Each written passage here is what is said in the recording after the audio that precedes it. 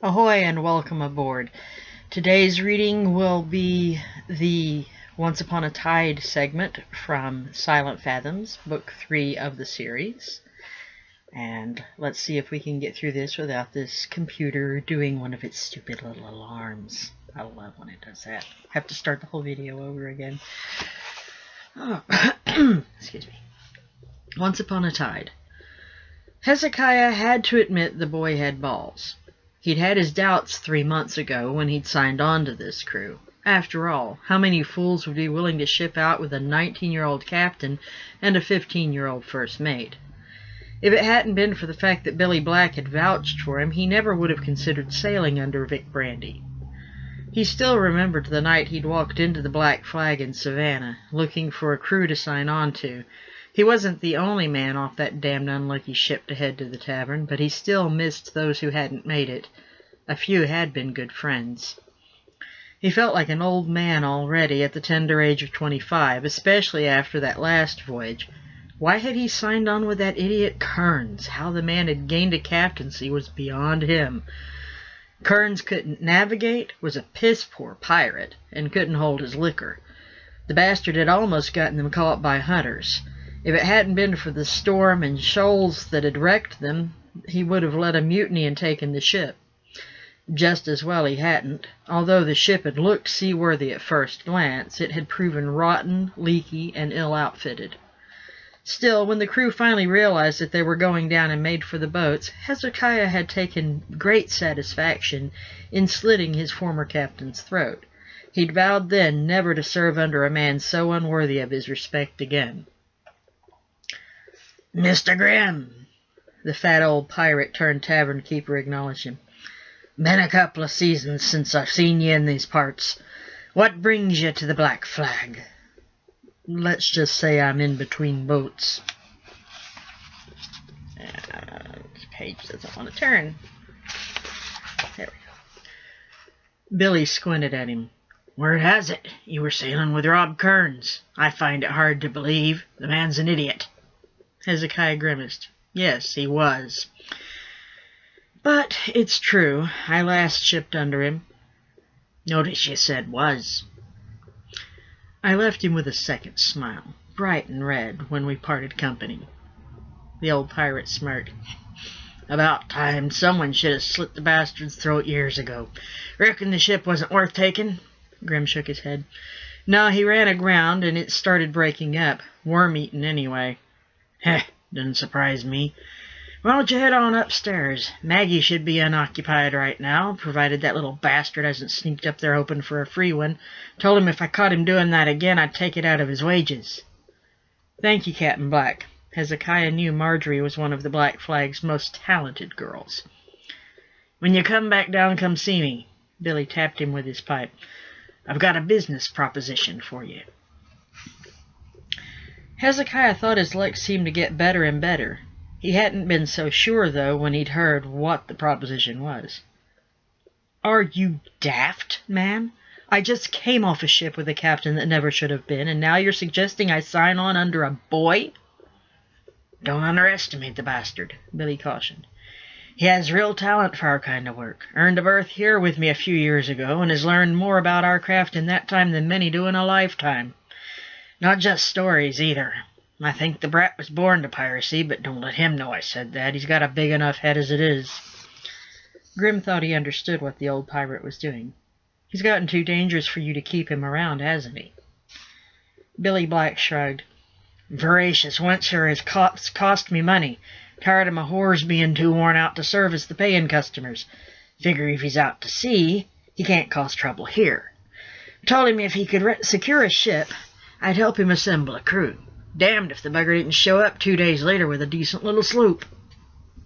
"Impressive." "Very well, I'll give him a try. He'll need experienced mates." "Aye, but don't hope for first mate. That berth's already filled." "Who?" "Little alley cat called Jim Rigger. Young Vic teamed up with the brat not long after he came to work for me." He pointed out a teenager lurking near a table of drunken sailors. The lad picked a few pockets even as they watched.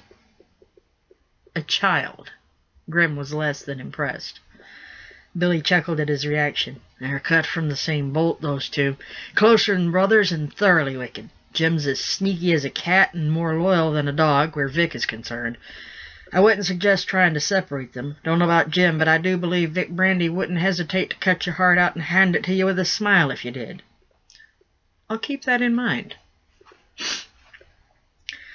Looking back, he had no regrets about his decision.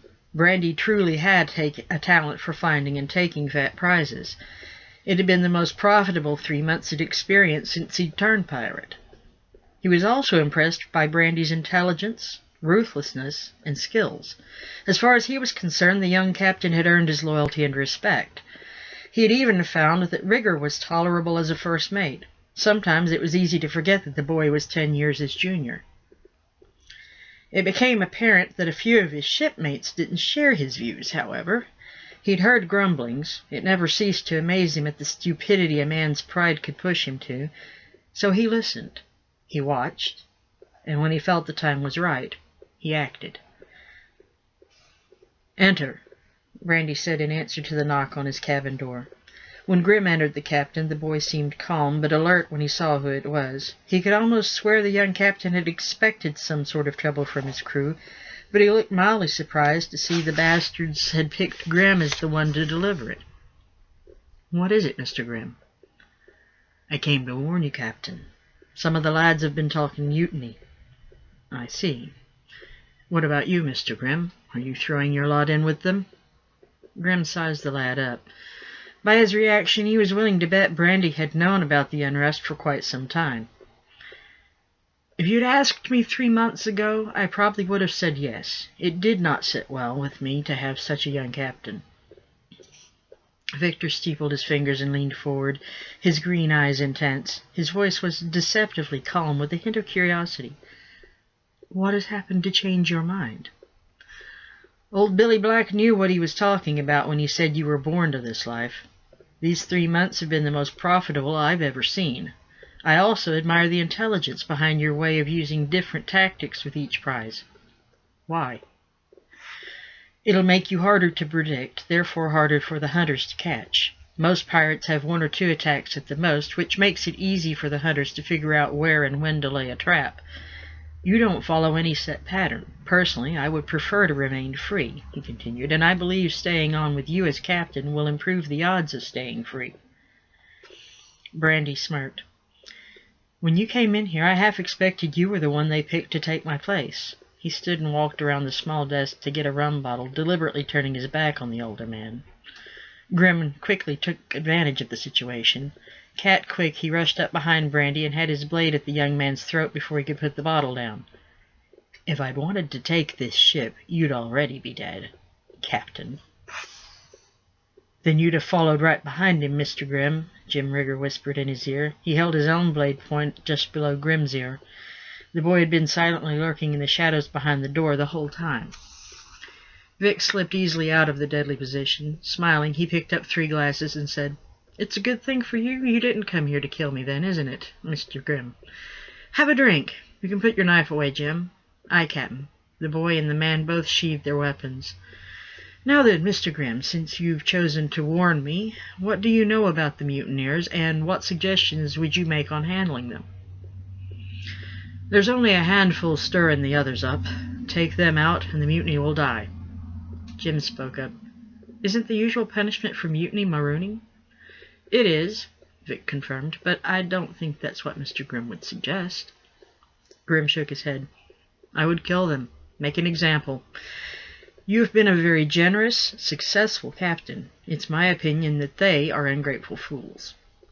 The point won't be lost on the rest of the lads." Victor looked at him without expression for several minutes. Hezekiah never flinched, even though he could see the younger man wouldn't hesitate to kill him. "I like the way you think, Mr. Grimm. Assemble the crew on deck at first light. Be prepared to point out the ringleaders." "Aye, Captain.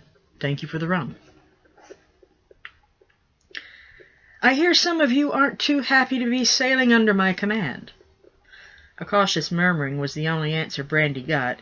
He pressed on after making eye contact, first with Jim and Hezekiah, then with the 5 men Grimm had named as mutineers. "I make no apologies for my age. During these 3 months, we've taken several fat prizes. Shares have been generous. Casualties have been low. We haven't been captured. What is the problem?" There was more murmuring, mostly in agreement with the young captain's words. There was also agitation among the mutineers. They saw their hold on the crew evaporate in those few minutes.